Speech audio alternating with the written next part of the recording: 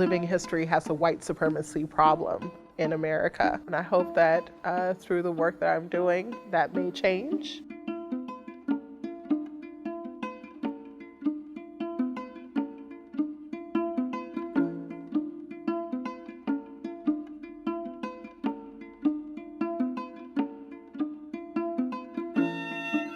Labor in the 17th and 18th century was gendered.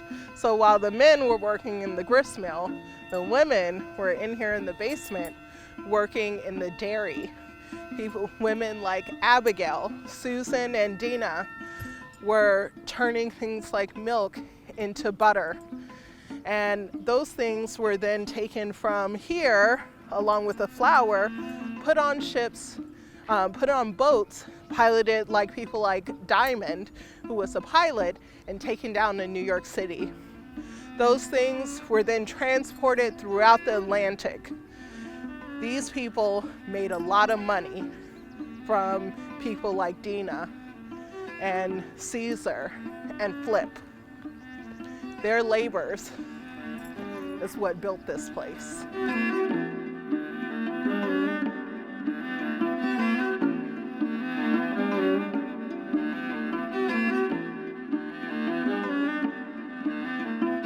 So this is called Stampot, and it is a dish comprised of simply potatoes and kale in different regions and areas. They add different things to it. So it's a Dutch dish. In this particular one, they would add onions to it. But knowing West Africans, the enslaved persons here, if they possibly had some hot peppers, I am certain they would have put some hot peppers into the greens that they were cooking.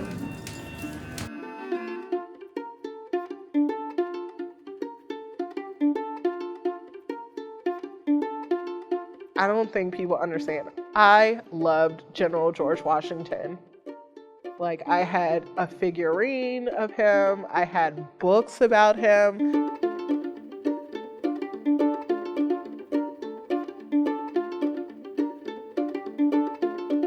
When I found out that he owned my ancestors, it was just such a turning point in my life. I felt betrayed by him.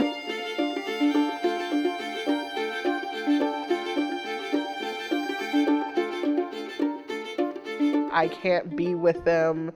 I can't hop in a time machine and spend hours with them, but I can spend hours reading their narratives.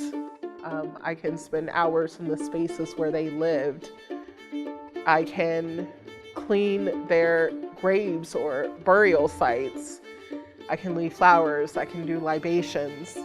And that, for me, because I am my ancestors and I am a link to them, I think that gives me strength.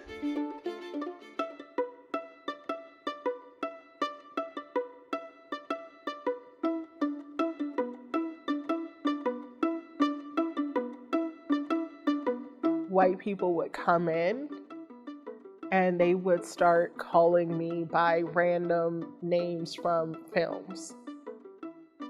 Kizzy! It's Kizzy over there! Mammy! And I knew right away, I was like, oh no, that is not what this is about.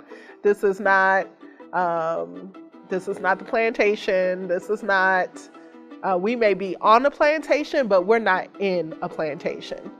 And that's not what this is going to be about. And I find that many sites really set up their interpretation to be a fantasy and to keep guests in this fantasy world because it brings in the money.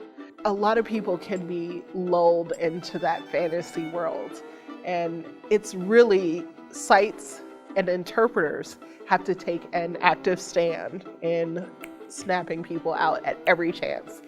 For example, my garb is a way of snapping you out of that fantasy. My hair, this is not a perfectly coiffed do under a cap. This is how my hair grows out of my head. And at no time will you be lulled into that fantasy world when I am interpreting with you. It's very easy to look at Black Americans and just see Americans, Black people here on American soil, with no connection to anywhere else. But seeing it in context, right here on my body, this reads Mali, and this also reads Mali, 18th century. And I wanted to be very blatant and in your face. Black Lives Matter! Black Lives Matter! Black Lives Matter! Black Lives Matter! I got calls and people said, oh my goodness, I had no idea that there was still this level of racism in America still. And I was just like, how could you not know? And so yes, there's a whole new demand. I'm very happy about that, but I'm very frustrated. I'm very frustrated because I already see a backsliding back into kind of this lull of, we came out for a summer. We showed the Black people that we love them.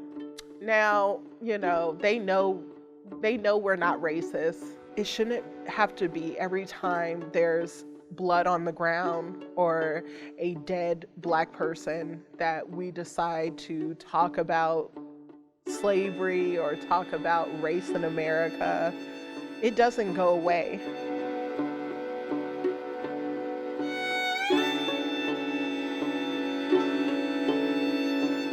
These are people. Just like today, say their names. Sandra Brand, George Floyd, say their names. We have Diamond here, Caesar, Sue, say their names and keep their names going. And when we don't know their names, we keep their stories going.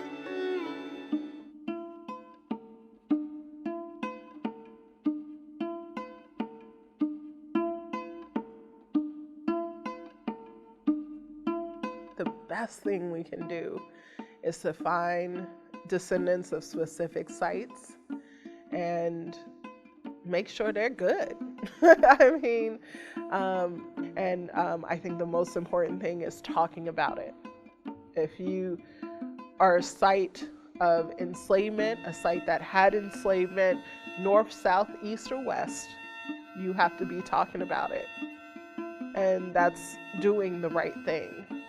And not just talking about it on the slave tour, not just talking about it in the kitchen, but if you really take a moment and look at the impact that enslaved Africans had on this very barn, they built this, or the roadways that we enjoyed, the Old Post Road in New York, built by enslaved persons.